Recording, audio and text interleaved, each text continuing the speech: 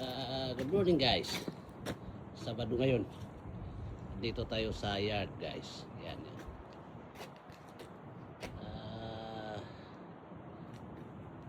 Ito ang office. Yan. Featuring my Atlantic Pacific. My company. So, magsasubmit tayo ng papeles guys. Yung nakararong nating biyahe. Ito, titignan nyo yan guys, yung mga black na truck na yan. Nandito tayo sa yarda.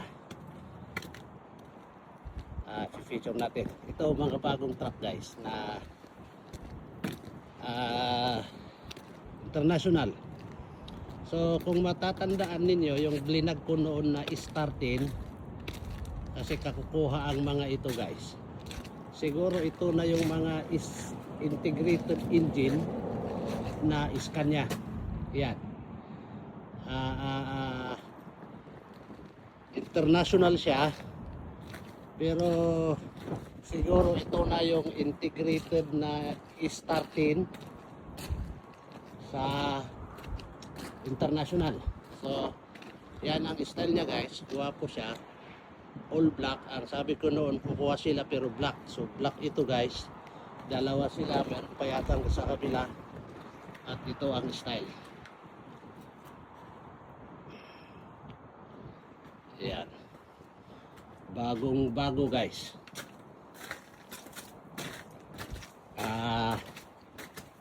Yung makakakuha dito, mga swerte sila. Ayan.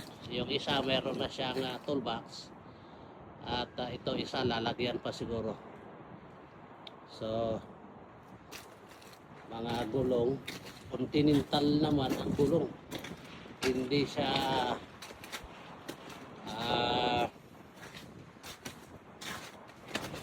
pichilin. So madulas dito sa yard guys. At yan ito ikiramin natin itong pick up ay pick up guys. Manghihiran na naman tayo ng pick up ng niya. So yan ang yarda namin guys. Yan. Parang konti ang nakaparada ngayon.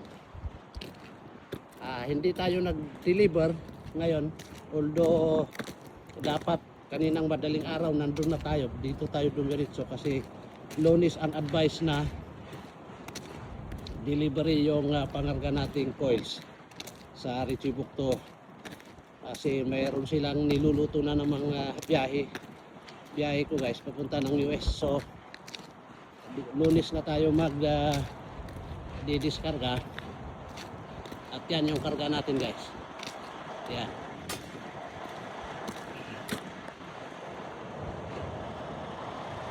Yan ang truck natin.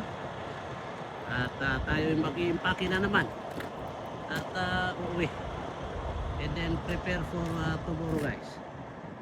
Grabe ang flat ice dito sa yarda. Madulas yan guys. Hindi pwedeng bibilis-bilis ka tatakbo kasi madulas. So yan muna ang update natin guys. Magandang umaga, magandang hapon. Buong tara-tara.